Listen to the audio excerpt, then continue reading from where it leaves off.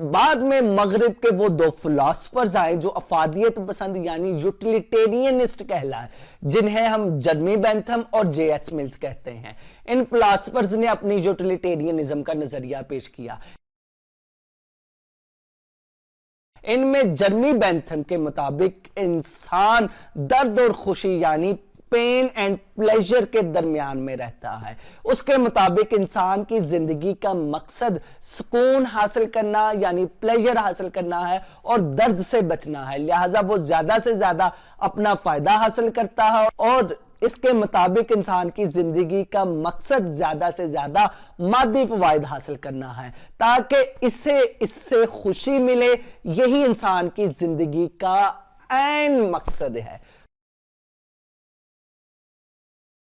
اس کے بعد J S mills آیا ہے۔ جرمی بینتھم کے ہاں مادی فائدہ ہی سب کچھ تھا، جبکہ جے ایس ملز مادی فائدے کے ساتھ ساتھ روحانی اور اخلاقی فائدے پر بھی یقین رکھتا تھا۔ اس کی نظر میں روحانی اور اخلاقی فائدہ بہت ہی اہمیت کا حامل ہے۔ انسان اپنی مادی خواہشات کو اخلاقی دائرے میں رہ کر حاصل کرے تو انسان کی شخصیت پروان چڑھتی ہے، اس کی ڈیولپمنٹ ہوتی ہے۔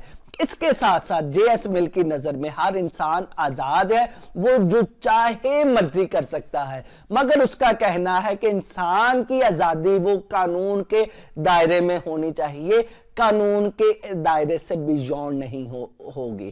تو یوں جے ایس ملز نے اپنا لائبرٹی کا نظریہ بھی پیش کیا اور ساتھ ساتھ انڈیویجولزم کا نظریہ پیش کیا۔